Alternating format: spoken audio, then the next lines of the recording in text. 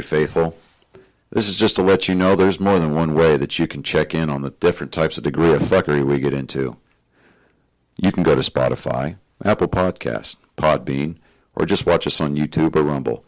Don't forget to like, share, and comment where you can, or just leave 5 stars on Apple Podcast. We thrive on things like absolution from our audience, but see if we can get this steamrolled into something big. We're depending on you. Thank you for watching. Now let us begin.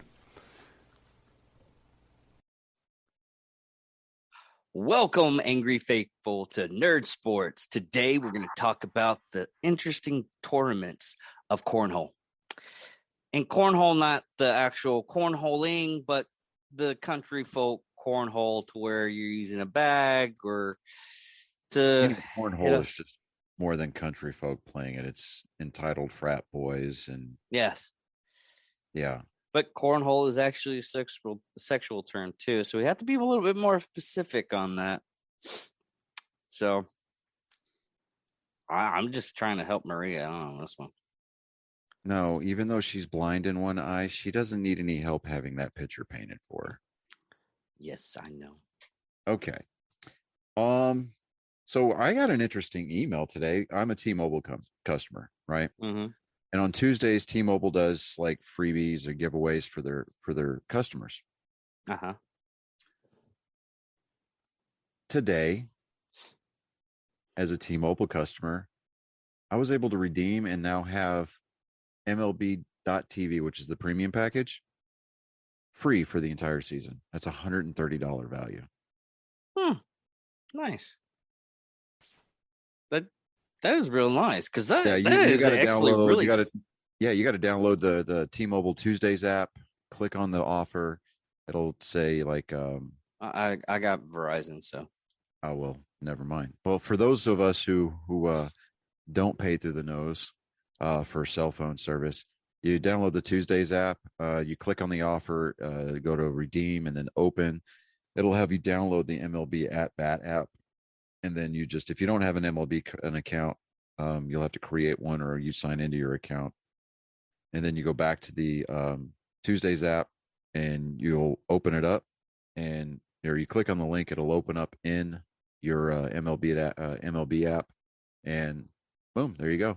You can because I was gonna get the NFL network for a while there, and that's like $89 a year.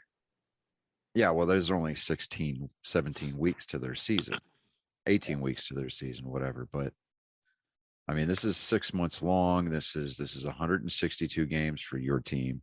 I forget what the math is and how that works out, but let me see here. Hold on. Here, 62 times 30. That's 4,860 games. Just for the regular season. Count one extra game, 4,861 if you count the All-Star game. Plus the myriad of spring training games, which today should have been the last day of spring training because opening day is in 2 days, people. Thursday, the season starts.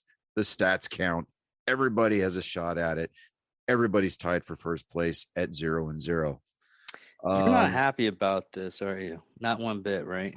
Dude, I am of the regime or the camp that believes firmly that opening day for the Major League Baseball season should be considered a national holiday.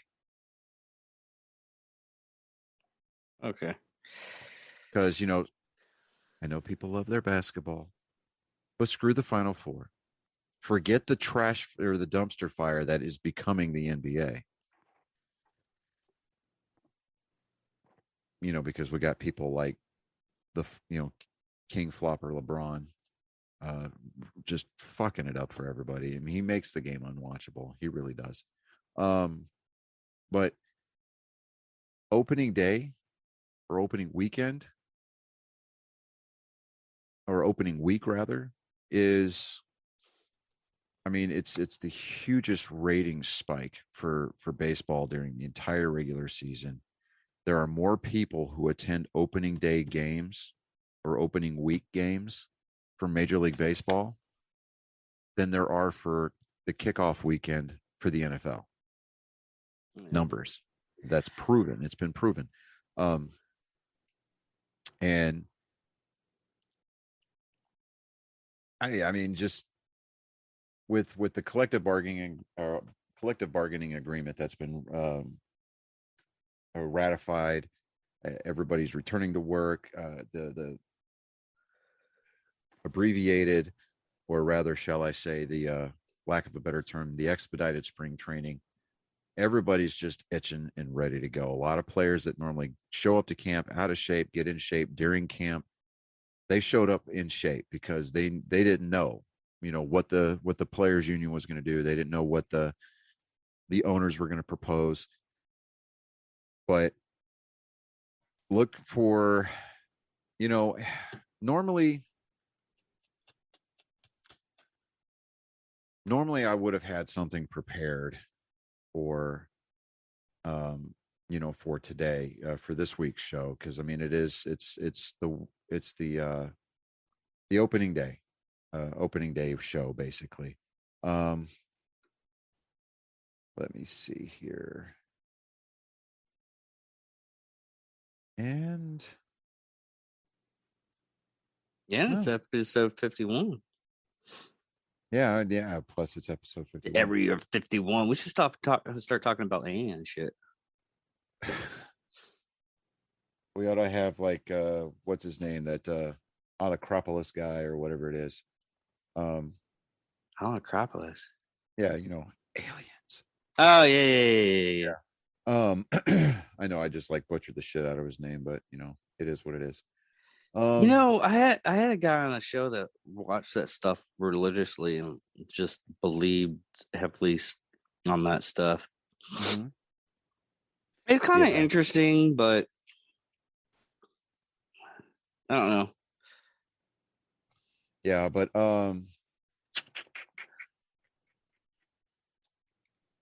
yeah, so there was a lot of spring training baseball today. Once I redeemed the offer for my MLB TV package.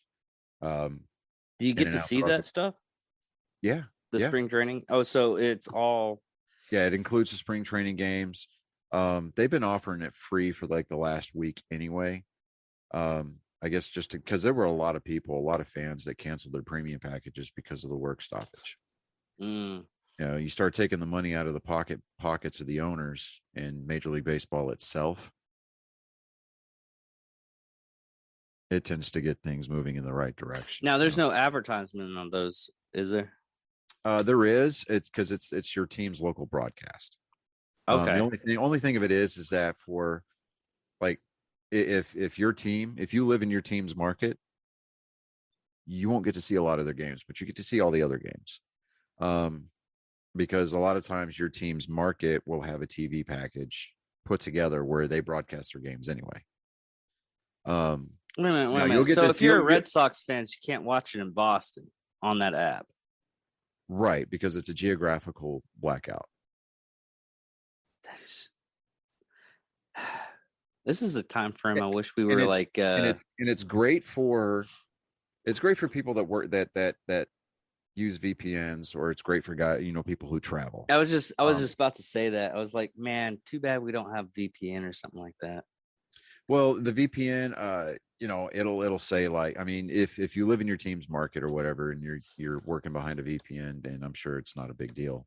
That's like a lot of people that use VPNs and they do Netflix on their laptops or whatever, or their Macs.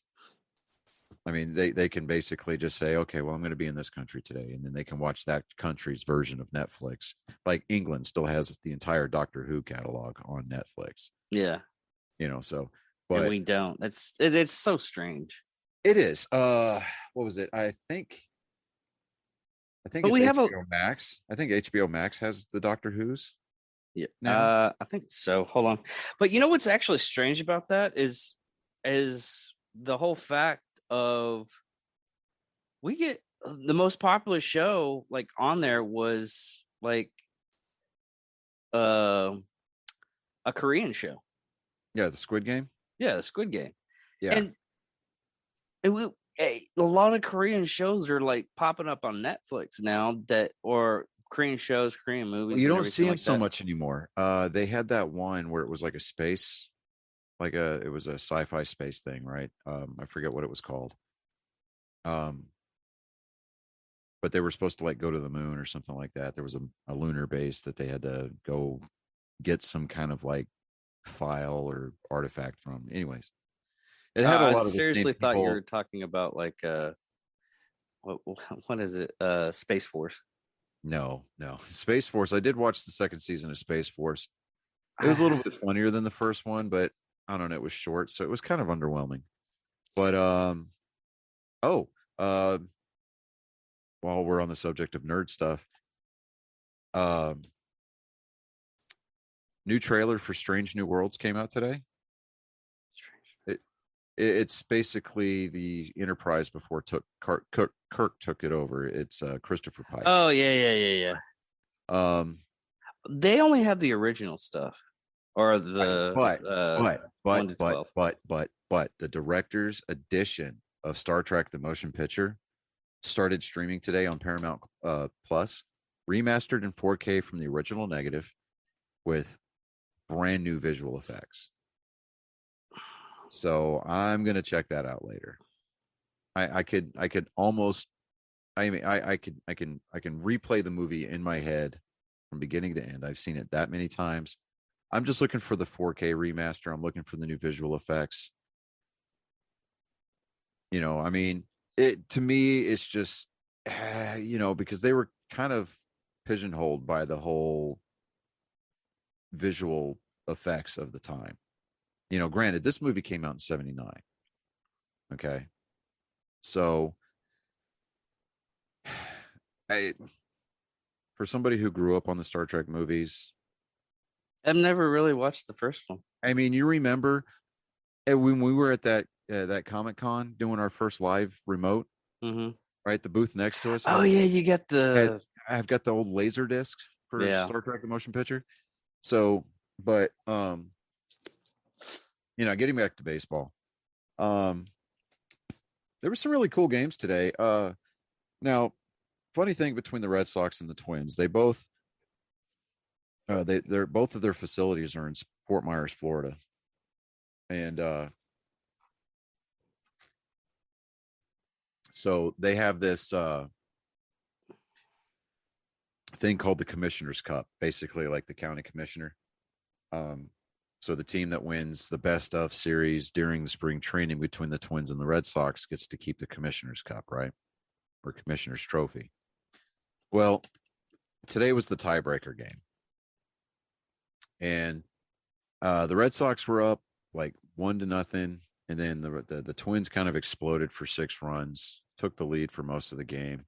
And then in like the 6th inning or 7th inning, the Red Sox came back in very grand fashion. They ended up winning today and took the Commissioner's Trophy 6-10.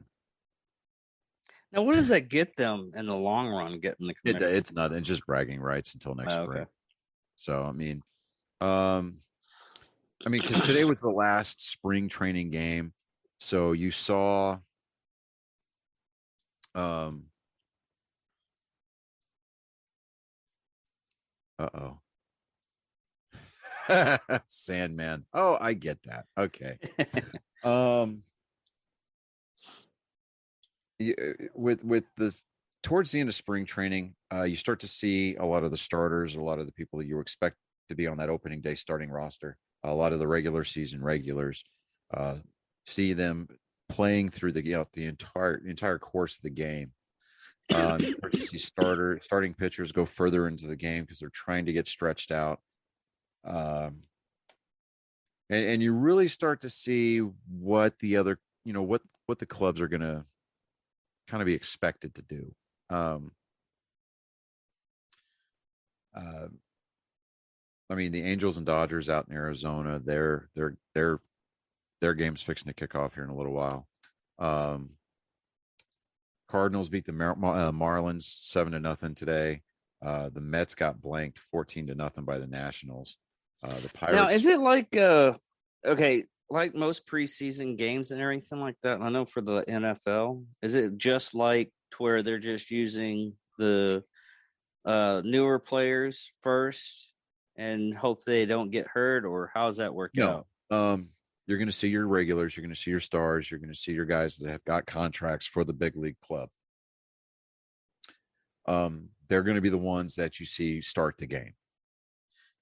And depending on what the game situation looks like, the longer that, the further you get into the game, you're going to start to see those guys come out of the game.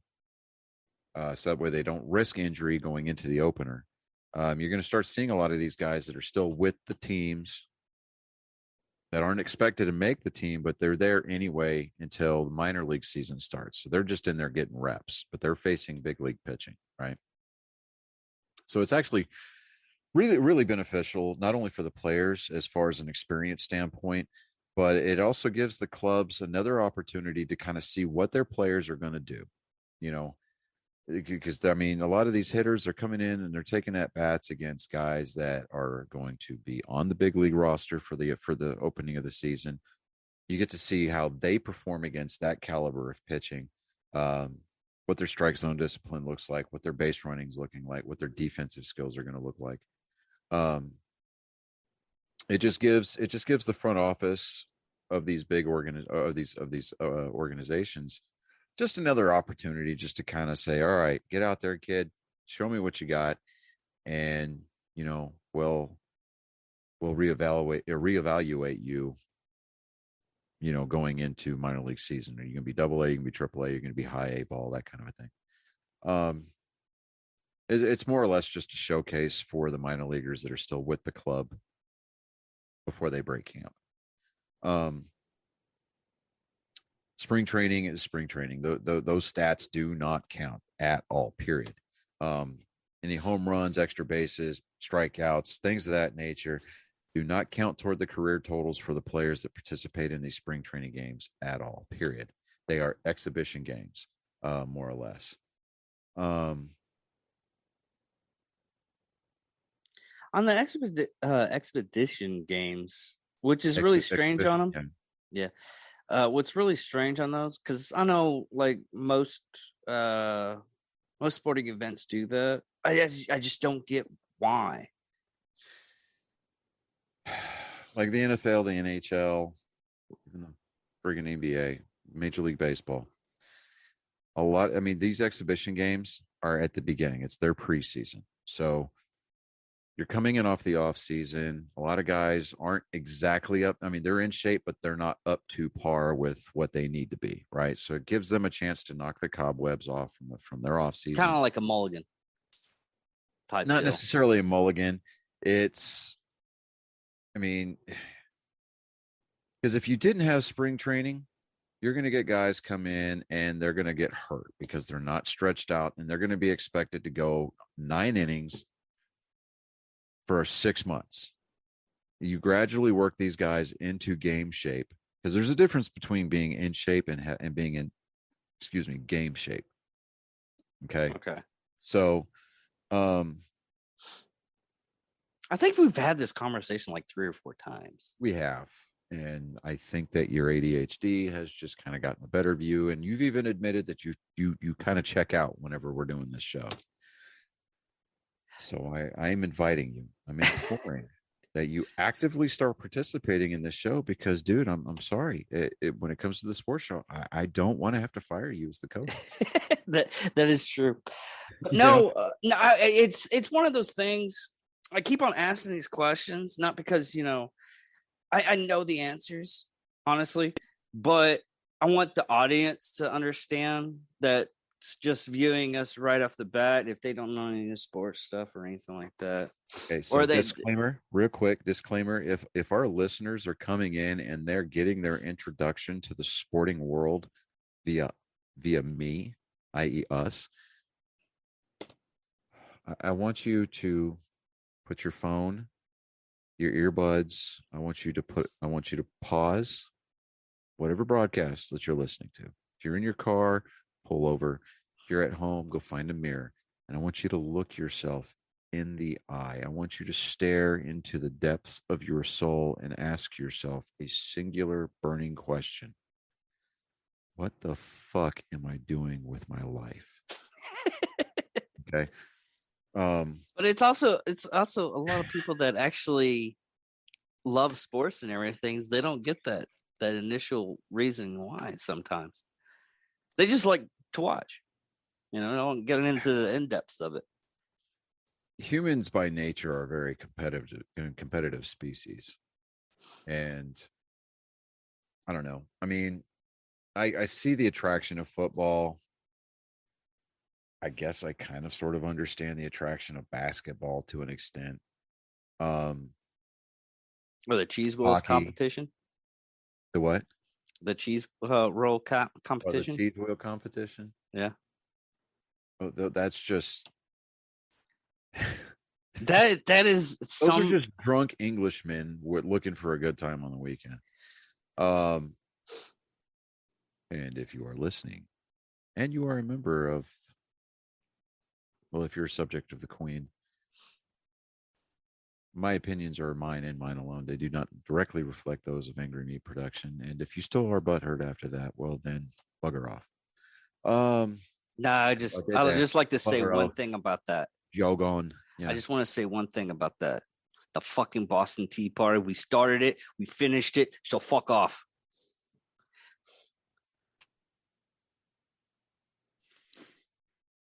There's a lot to be said for an empire that has now delegated itself to a singular island. Just kind of saying. Yeah. The sun used to never set on the British Empire, but now it kind of does. Anyways, that was kind of awkward.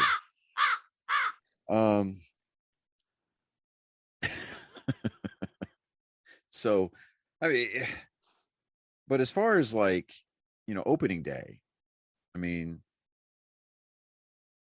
whether it be football, whether it be baseball, whether it be tip off for the NBA, whether it be the first puck drop for the NHL, what have you. There's just something kind of magical, kind of romantic about it, something very simplistic. I mean, yeah, you got a lot of these people that get in there and they do their sabermetrics or they do their fantasy leagues and they just get real technical about it. And, they look at highs and lows and tendencies, pros and cons. Do you sit them? Do you bench them? Do you start them? Do you play them? Do you sub them in? Whatever. You boil it down to its basic chemical composition. And I'm just going to kind of do my opening day monologue. Kind of on the fly here.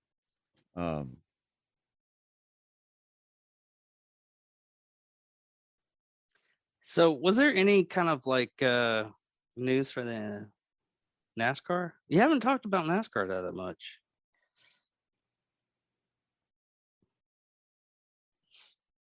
Yeah, give me just a second here.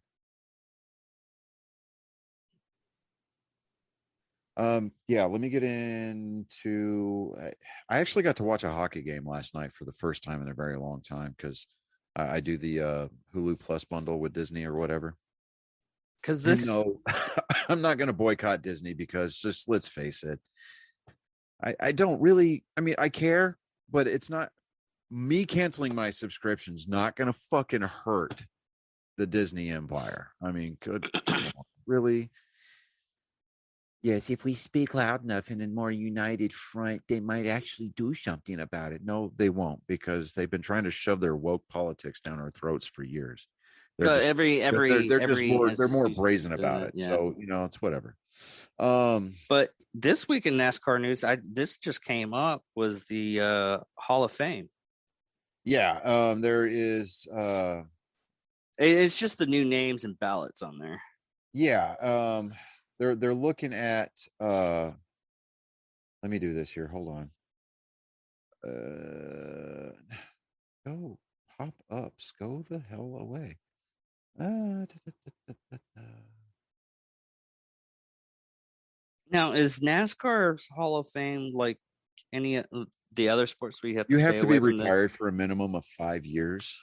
So it's the same as every sport. Yeah, almost. basically. Because the Undertaker got Hall of Fame this week. Yeah. I mean, and he did his last. It's hard to believe that he's had his last match 5 years ago. Yes. But Stone Cold Steve Austin apparently wrestled in his last match this weekend at WrestleMania at Jerry We World. should have been a long time ago, honestly. But he ended up winning. Yeah. It was a in-depth. He won. Yes, let's put it that way. Yeah, so the new names for the 2023 class for the NASCAR Hall of Fame. We're looking at 5 nominees. Let's see here. Let's start with the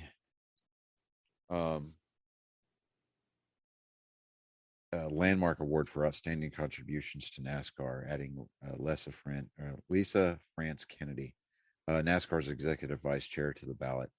Janet Guthrie, Alvin Hawkins. Why is she? Wait a minute. Why are they putting up a VP? She's part of the France family, so the France family started NASCAR. Okay. So I mean, she's done something to contribute to the sport that has had a lasting positive effect.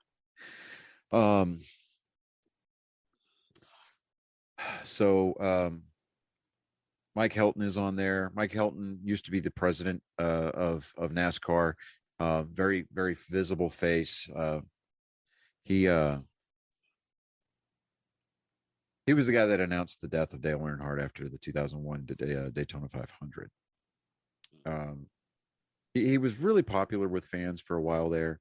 And then Brian France, Bill France's son, kind of got involved and just kind of, there was a ratings drop off for a few years there, caused Mike Helton to step away from the sport. But voting class for the 2023 is scheduled, class of 2023 is scheduled for May 4th. 2 inductees will be chosen from the modern era ballot, which includes Neil Bonnet, Jeff Burton, Carl Edwards, Harry Gant, Harry Hyde, Matt Kenseth, Larry Phillips, Ricky Rudd, and Kirk Shelmerdine. Now, if 2 are going to be chosen from the modern era, my picks, honestly, I would go Neil Bonnet and Harry Gant. And the reason why I say that, no disrespect to Carl Edwards, Jeff Burton, Harry Hyde, Kenseth, Larry Phillips, Ricky Rudd, or Kirk Shelmerdine. Neil Bonnet, he was one of those old school guys. Best friend. He was best friend. Ended up becoming best friends with Dale Earnhardt Sr. They hated each other at first, but then ended up becoming really great friends. He died during a qualifying or a practice accident for the Daytona 500 some years ago. Really affected Dale Earnhardt Sr. A lot. I mean, they went hunting all the time. They were constantly around each other. I mean, they were best friends. He was really kind of a hard-nosed racer. Now, as far as Harry Gant's just one of those legacy names. I mean, growing up, he was constantly getting mentioned on the TV broadcast. He was usually running top 10, top 15, or if not up at the front. He used to run the Skull Bandit car. If I'm not mistaken, it was just he was just one of those names that I just grew up remember hearing all the time, and he was just a really easy kind of a driver to root for. Well, it's one of those things. He was actually good at his job, and he was actually likable. Yeah, he was a likable driver. Now next year, I would say Jeff Burton, Matt Kenseth. Because next year also too. What about that lady driver? Because she, what was it, like 2-3 years ago? Talking about Danica Patrick? Yeah. Hardly Hall of Fame material. Hardly. The highlight of her NASCAR career is she led a green flag lap at the Daytona 500. She was the only woman to ever do it. Okay, big deal. She never won a race, ever. I don't even think she came close to sniffing victory lane.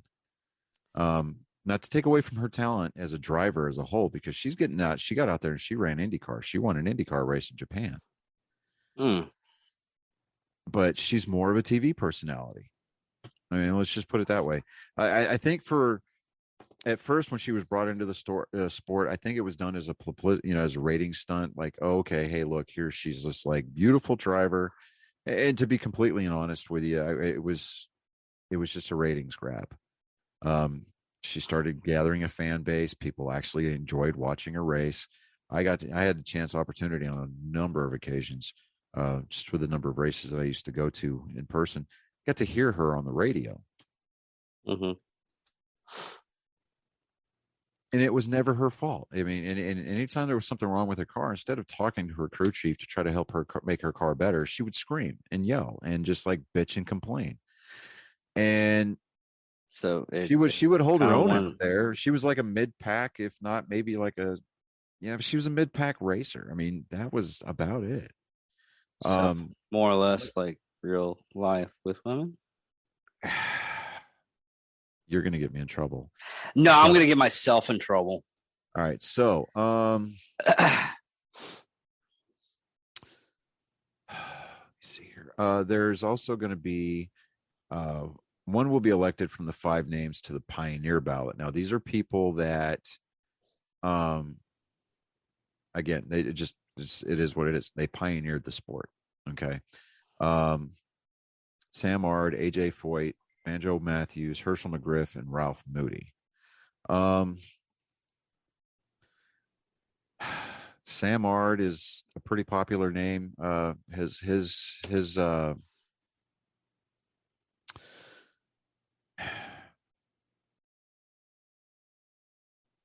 His bid to get in has been gathering a lot of speed. He's been endorsed by Dale Earnhardt Jr. Dale Earnhardt Jr. came out, I think it was yesterday, on Twitter, and announced that this is who he is going to vote. Who he's voting for.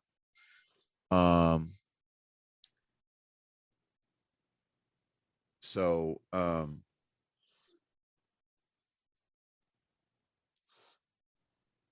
actually watched it. Did you ever watch his episode where he was on Joe Rogan? Dale Earnhardt Jr.? Yeah. No, I didn't watch that one. I'll have to go look for it. But it was actually Dale pretty Jr.'s decent. he's got an excellent podcast. It's called the Dale Jr. Download. And he invites people from racing into his race shop, right? Because he owns an Xfinity team, the JR Motorsports. Mm-hmm. He's got a studio in there. And it's not always people that he ever got along with or was friends with. I mean, he brings people from every spectrum of the NASCAR community. He's had F1 racers in there, IndyCar racers in there. He's had crew chiefs. He's had tire changers. He's had drivers. He's had team owners come in there. And they they have really like informative conversations. And it's just cool kind of hearing some of these stories from like the golden age of NASCAR, when it was still, they'd go and buy a car out of the lot and they would strip it down, put steel plates over the headlights, and then stick it out on the track. I mean, when it was literally stock cars. And you start getting into the technology side of the sport. And I mean, you start hearing from people like Mark Martin, you hear from people like Matt Kenseth, or well, the technology of the sport is actually a lot of benefits from like the 50s. It benefits the cars that you and I drive. Yeah, because they started doing front wheel drives with NASCAR, and they found out that NASCAR has never been front wheel drive. What was the thing they had? It was like the first thing. I'm not sure. You'll have to look that up. But NASCAR has never been front wheel drive. rear wheel drive. No, it was like power. I think it was like power steering or some shit. Power steering was introduced because I watched this. Power steering has been introduced on a lot of different circuits, whether it be Formula One, whether it be Indy, whether it be kart, whether it be Le Mans, whether it be the Rolex series. Yeah, because I watched the documentary on what NASCAR brought and the evolution of the vehicles and everything one day. Yeah, NASCAR has helped because they use body templates that are similar to production cars, right? Mm-hmm. Crash data that is pulled from the black boxes that are now on these cars helps car manufacturers design safer cars. Yeah, it's an expensive pain in the ass when you wreck your car, but like with my wreck, for example, I should not have walked out of that. You saw my car. Okay. Um, and I shouldn't have walked out of that at all, period. Yeah. But with the way that the safety features in that car were designed and the way that that car was designed to crumple, it dispersed the energy of the impact enough to where all I got out of it was some glass shrapnel in my ear, a concussion, and, like a minor case of whiplash and Yeah. just a sore body, and that's just with a 1 point safety harness. I mean, with the 1 point seat belt, the normal shoulder belts, right? So, um,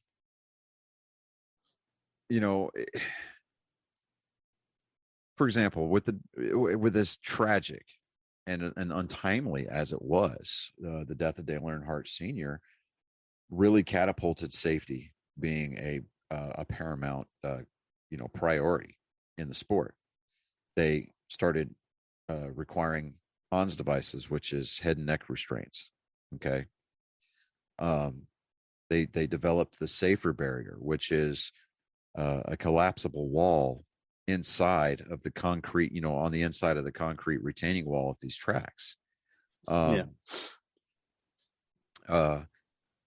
Roll cage reinforcements. I mean, with this next generation car that they've got now, it's composite bodies, singular hub, singular lug nuts on the hub. And then, I've always wondered why they didn't, like, for most cars, just make a singular lug for the tires. A lot of that is because you try to go find you need to go try and find a lug wrench for one lug nut. Singular lugs are about that big around. Okay. We're talking about 3, maybe 4 inches. Okay. And require an incredible amount of torque in order to mount the wheel to that, okay. Yeah. to that the, makes sense. to the car. 5 lug nuts, 4 lug nuts is usually what you see. Sometimes you see 6 lug nuts on, a lot of the production cars you see, cars and trucks that you see out there. Like my Cobalt had 4. My Ford Edge has 5. But with NASCAR, you see a lot of parity in the sport nowadays, especially with this next generation car, because there was a lot of there's a lot of parts that you can't manufacture at your shop and put on the car. I mean, you get them from a singular source. You can't modify them. You can't do certain things to the bodies like we used to do back in the late 90s, early 2000s, where you start to see these cars kind of get twisted up a little bit, and they were specialized for the different types of tracks. Well, they may have been fun to drive. They were very aero dependent. And I mean, but these cars are more reminiscent of the manufacturer's brand. Okay. Chevy Camaros look like Camaros. The Mustangs look like Mustangs. I still hate the fact that Toyotas are running the Camry on the Cup Series, because, like, you show me a 2-door rear-wheel drive 8-cylinder Camry, fuck out of here with that. At least in the Xfinity Series, they're running the Supra. So, I mean, that's a sports car. That's a pony car. Great. Awesome. It runs with the Camaros and the Mustangs down on that level. Do that shit up there, up on the Cup side, but, all that aside, it's, I don't know. And it's been an entertaining season so far. We're 8 races into it, and we've got 8 different winners. So, it's been a good season. The racing is amazing with this new car. This week they're going to Darlington. It's a throwback paint scheme race. You'll see a lot of really cool paint schemes on cars coming out for this race. I mean, they used Arlington as a throwback weekend where drivers and teams can pay homage to either, to paint schemes and drivers of the past. And it's just a really cool weekend for the sport. Dale Earnhardt Jr. himself he usually schedules himself one race or two races a year with his Xfinity team. Mhm. He's racing this weekend in the number 88 car for JR Motorsports over at Darlington. So that's going to be a cool race to watch. I always loved watching Dale Earnhardt Jr. run. I mean, I know he wasn't the most successful driver as far as like wins were concerned. He never won a championship like his dad did. But I mean, I rooted for him anyway, and I loved the guy. I really did, and I still do. So I root for his Xfinity team, on Saturdays, and I love rooting for Hendrick Motorsports on Sunday. So even though I'm a Ford driver, I still root for the Chevy teams, or that particular Chevy team, just because growing up for me, it was Richard Childress Racing, and then it was Dale Earnhardt Incorporated. Because when Dale Sr. died, because before Dale Sr. died, he started his own race team, and he gave Steve Park, Michael Waltrip, Dale Earnhardt Jr. their starts in the Cup under his own team. So I mean, it was really weird. Like the year after Dale Earnhardt Jr. retired, it was like there wasn't an Earnhardt on the track to root for. I mean, yeah, there's Jeffrey Earnhardt. He races in the Xfinity series. He's okay. I mean, I follow him on Twitter, and I mean, he's more of an outdoorsman kind of a thing. But I don't know. It's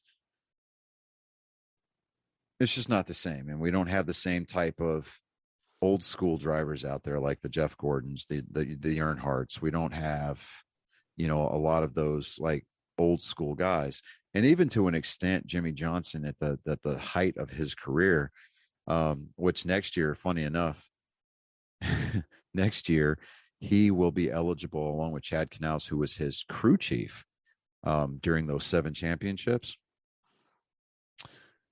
They're eligible for the Hall of Fame next year. That's so weird. Right? And I'm just like, has it been 5 years since Jimmy Johnson retired? Like, surely it hasn't. I mean, I think it's only been 3, maybe 2, because I know last year Jimmy Johnson, he went to IndyCar and he ran a partial season or partial schedule running the road tracks in IndyCar. This year he's running a full schedule because they just did an IndyCar race down at Texas Motor Speedway. He finished 6th, which was his best finish ever in the IndyCar series. It's not going to be too much longer before we start seeing his name in victory lane for the IndyCar guys. Now, is he going to get out there and compete for titles on the IndyCar side? Maybe not. Who knows? Jimmy Johnson's a smart guy. He'll get it figured out. But it's going to be kind of interesting to see a driver who's actively driving in another series get elected to the NASCAR Hall of Fame. So that'll be kind of cool to see. But yeah, it's Martinsville, or not. It's not Darlington. It's Martinsville is the race coming up. But Martinsville it's a cool little track. It's shaped like a paperclip. Really? And yeah, it is. It's well, I say paperclip like it. Think about a paperclip. It's narrower at one end and it's wider in the other. Right. Yeah. Okay. So when you go into turns 1 and 2, it's a really tight turn. Then you go down the back straightaway. It's a half-mile track, so it's a short track race, right? But your turns 3 and 4 are wide. It takes longer to go through 3 and 4 than it does to go through 1 and 2. Now, that presents a unique challenge to pit crews and crew chiefs and car chiefs. You have to get your car set up for one end of the track or the other. Be prepared to hear your driver talk about how he's loose in 1 and 2, or his car is tight in 3 and 4, and he's just going to have to learn how to make the best of it. And he's going to have to find a line that works for him on both ends of the track without eating up his tires. And because this is the first time that these cars have been to that track, it's going to be a really cool race to watch. I'm not going to get. It would actually be interesting. Yeah. and Just because I've got the to get physics you. involved. I've got to get you to a race, man. I told Mindy the same thing. I've got to get her to a race. I got to take you to a NASCAR race because I I've been think in it's a one of those NASCAR things. race when You've I been was a doing a kid. NASCAR race? Been in Well, no, I'm talking NASCAR. as I've an been adult. I'm as talking an adult. No, never ran. as an adult because when you go, we're going to do the whole thing. We're going to get there butt ass early in the morning. We're probably just going to go to Texas Motor Speedway because going to the road track, the circuit of the Americas in Austin for the road race that they do there. Yeah, it's okay, fine, but you They really got don't one get in it. Houston too, don't they? No, they don't. Um, I mean, being in Houston, we're going to be closer to tracks like Bristol. We're going to be closer to tracks like Atlanta. But and the closest track to us besides Texas Motor Speedway is going to be Talladega in Alabama. Now that would be a cool race to go watch. I've been to Talladega once, and that was an amazing experience. But are you looking up to see if they have a NASCAR event in Houston? No, Okay, good, because I was about to reach the screen and bitch slap you like a 13 armed Hindu goddess. no. I just saw Maria's message from us. All right. And Maria, we're thinking about you and praying for you. I'm Or surprised she saw that with her bum eye.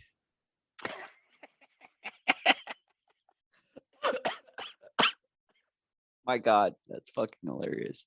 She said when she told me that she hurt her eye, I said, "Hey, you know what the favorite pirate's favorite letter of the alphabet is?" And she goes, "R." I said, "No, it's the C."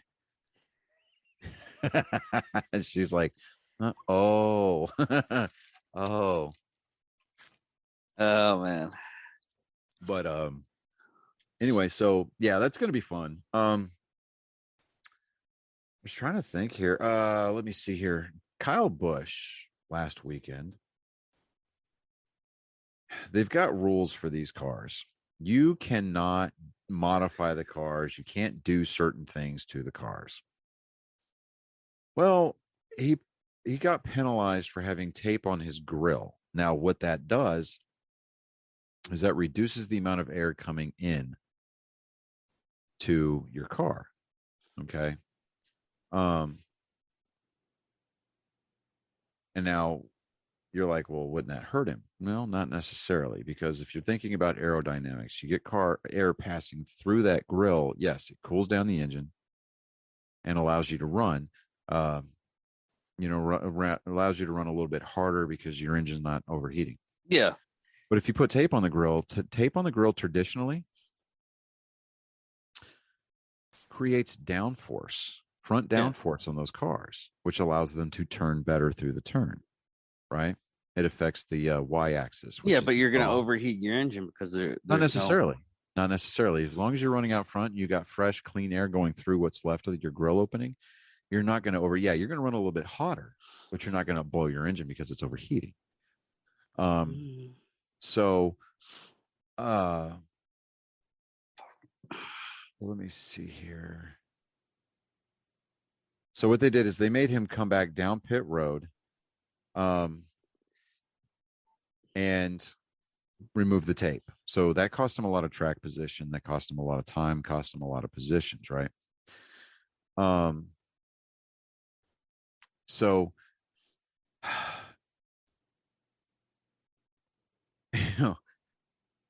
just the fact that they tried to make that modification. Now, whether or not they did it intentionally or not, I don't know. Don't really care. I've got my misgivings with Kyle Busch. Don't necessarily like him so much as a driver. I mean, I respect what he's done in the sport. Isn't the same guy that was having like troubles last season with the other driver? Kyle Busch is always butting heads with somebody. He's always making remarks. He's always trying to piss somebody off. And he's the kind of guy that'll move you out of the way as opposed to race you clean. But the second that you do the same thing to him, he's going to be like, well, all right, I see how he's going to do that. And I'll remember it next time. It's like he can dish it out, but he's not necessarily the greatest. He can't take it. He's a little bitch. Well, just hearing you talk about this guy, I just want to give them a couple of shiners. Well, wait till you start experiencing NASCAR on an adult level, and you'll figure out what driver you want to root for. Um, that's that. I'm hands off completely on that one. You're going to figure that one out on your own. But it's just kind of getting involved, stepping into that world, kind of figuring out the little nuances about it, watching the races on TV, and trying to go to as many races as you can in person. Um, when you go to the race, you can actually rent a set of headphones and a radio. That's a scanner. And you can listen to the car. You can listen to your team, your favorite driver's radio traffic during the race. You can listen to them talk to their crew chiefs and spotters. And I mean, you can listen to everybody on that team communicate via their radio. You can't communicate with them, obviously, because they're working. Plus, your headphones are not equipped with a microphone and they can't transmit. But because the scanners can receive, but they can't transmit. Does that make sense? Yeah, I know. So, but it's just fun because you get to see the other side of the sport. You get to see the technical side of it, the strategic side of it, because you got things like fuel strategy, tire strategy, pitting on sequence, off sequence. Yeah, I've seen like handling IndyCar's button system and everything, and I was like, fuck that. Oh, I know. These are not nearly as complicated because Yeah. they've got digital dashes in the cars, but they can't make the adjustments to the car from their steering wheels. I mean, they've got little things like brake bias or they can turn their brake fans on and off. Yeah, because those wheels for the IndyCar, I think they're probably around $200 to like $100,000. Yeah, they're a couple $100,000. So yeah. Whereas an entire NASCAR race car is about $250,000 to $260,000 in its entirety. Yeah. So, but it costs as much just to race it for one race. Yeah, which is why sponsorship is a big deal. But no, I got it way off track with baseball, so I'm going to jump back to baseball real quick, and then we can kind of wrap that up. But okay, as far as the episode is concerned, really, yeah, we've been on for about an hour, so now I got to get back into my baseball, my frame of mind, which wearing my Red Sox jersey, not going to take me a whole lot. So I mean, here we are. We're looking at opening day. We're staring it down the barrel, and it's an exciting time as a baseball fan. Not necessarily just a fan of the Red Sox, but just a fan of baseball. Baseball in itself is pure. The game itself is pure. You've got rules, you've got personalities, you've got governing bodies that try to taint the game, try to tweak the game, try to enhance the game because they think that it will continue to grow under their tutelage. And as cloudy and complicated and convoluted as the game may be or may become because of the rules or the bargaining agreements and things of that nature, at its purest core, baseball is not necessarily quintessentially American, but it's quintessentially human. And I say it every year. The thing that makes baseball great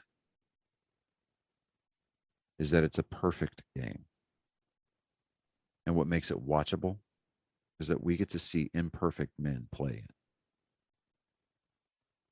Yeah, that is actually true. We get to see grown men go out on the field for 6 months trying to live out their childhood dreams of winning a World Series. There's so many storylines, so many story arcs, players, coaches, managers. I don't know how you keep up with it too. We get to see these people go out there and at different stages in their lives, they get to obtain their dream of playing or participating in the greatest sport that God gave men on its biggest stage. And it's amazing to see grown men act like kids at the end of the World Series or at the end of a playoff series. And then you look past the field, you look into the stands, you look past the safety nets, you look up in the grandstands, you look in the bleachers, you look in the cheap seats. and you see people of every walk of life, men, women, children of every imaginable age, spending an evening or an afternoon at the ballpark. And when you walk through those turnstiles, it doesn't seem to matter what's going on outside, because for those 3 to 4 hours, maybe 5 if you get there early enough and get to catch batting practice, we're all kids enjoying a game. You may not get to go home with a souvenir of a game used ball. You're going to get gouged and have to put a second mortgage on your home a lot of times to afford the concessions. Bless you. Thank you. But at the end of it, it's about just enjoying yourself. It's about getting lost in the moment. It's about putting the world outside those turnstiles behind you.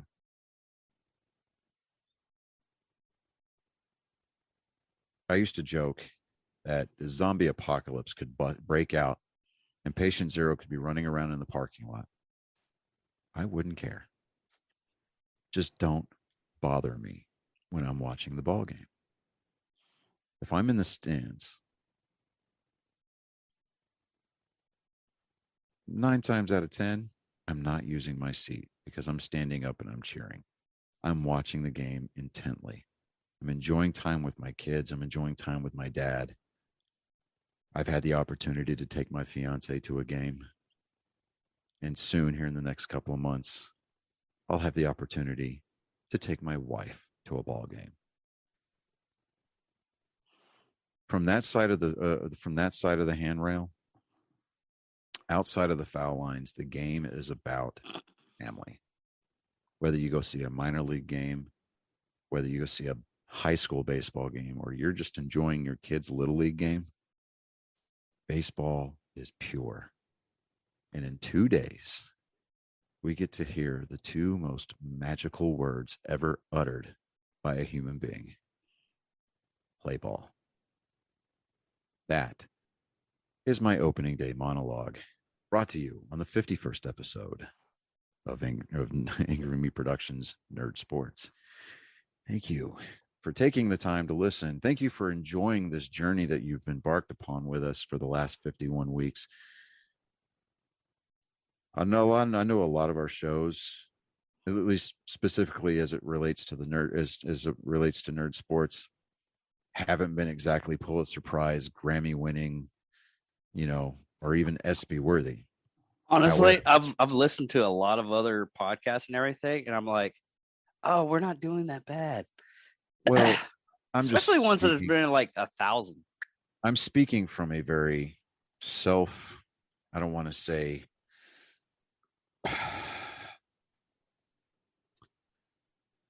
I'm my own worst critic. Okay? Yeah. So very rarely will I go back and listen to our shows. I know I should because it'll help our listen count, our listeners, our play count or whatever, views, listens, what have you. I just don't. We're actually a lot popular on compared to like YouTube and everything. I wouldn't even look at the YouTube stuff. I look at it, it's like, okay, we got this. And then I look at our actual podcast listens and everything, and I'm like, we're actually doing a decent job. That's where a lot of people listen to us at. What is she? But, it's humbling, because we look back and we see, I see when you get the shows uploaded, Nerd Sports episode, week 52 is going to be coming up this week, or next week. And I'm like, man, for something that I didn't really think was going to last too long, I thought maybe after 6 months we were going to kind of get tired of it, but it just kind of, at least for us, for you and I, it just kind of grew a pair of legs and it just kind of took off. And yeah, it's been fun. I mean, at the very least, well, it helps with my idiocy of not knowing sports and It's asking not like idiocy. It's called ignorance. So if you're going to call it what it is, at least name it by the right thing. It's just ignorance. And there's yeah, nothing okay, yeah. wrong with being ignorant. I mean, because there's a lot of people that are ignorant to a lot of things. Hell, I'm ignorant to a lot of things. But I mean, I look at not only the Nerd Sports Show, but I look at our psychos and sociopaths. I look at our what the hells. And I'm like, we're just two dudes hanging out and just talking shit to each other. And we're trying to sound educated. And, but for me at least, it's been fun. Yeah. And, I've gained a really great friend in you, in the process. And if I take nothing else away from this show, it's going to be that. Now, before we get too far into wrapping up this week's show, let me see here.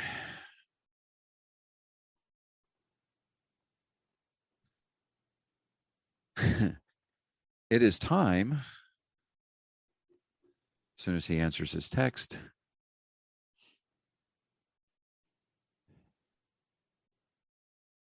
Come on. Look at your phone. Look at your phone. Like he can hear me. Colin, look at your phone. Read your text message. Tell me that you're ready. Come on. Here we go. Here we go. Let's go, dude. Come on, come on, come on, come on, come on. You know what? I'm just going to call him.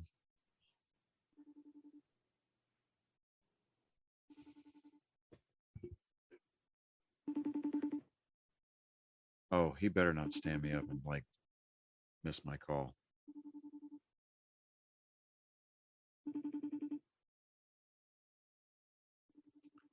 Bro.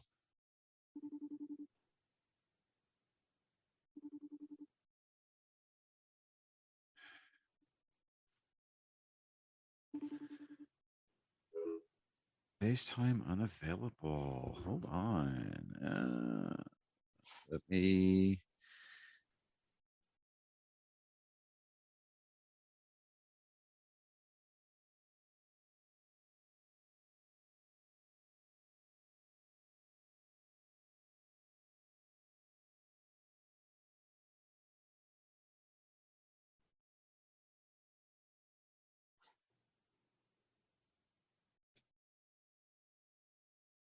Do. Oh, there he goes.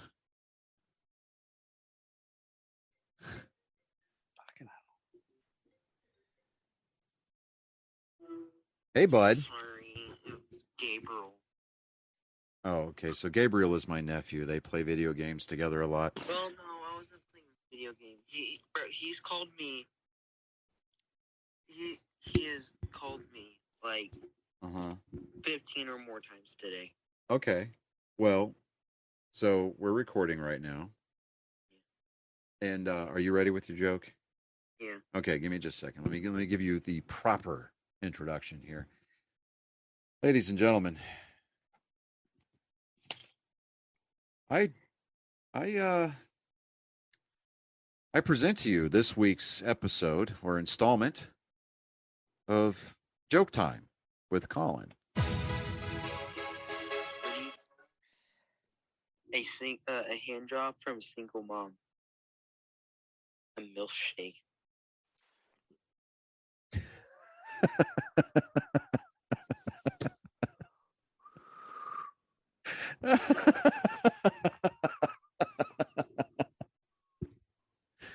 Okay.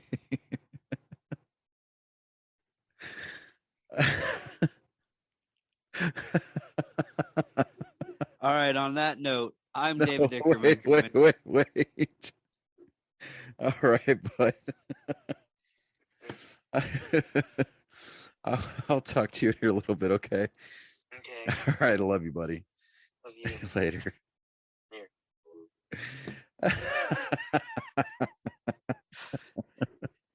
You made that. I did. I made that. Victory. So, yeah.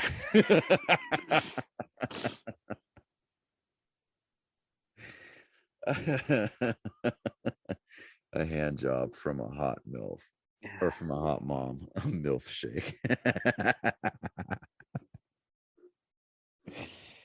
Yes, sir. Okay. He's going to be 13 this month. Yeah, I will God. officially have another teenager on my hands. Is it? Yeah, it is 13 when they turn teen. Yes, hence the teen at the Teen, end yeah, of the yeah, third, okay. 13. Yeah. Okay. I'm Johnny Skelton. I'm David Dickerman. Thank you for watching Nerd Sports, episode 51. 51. Victory!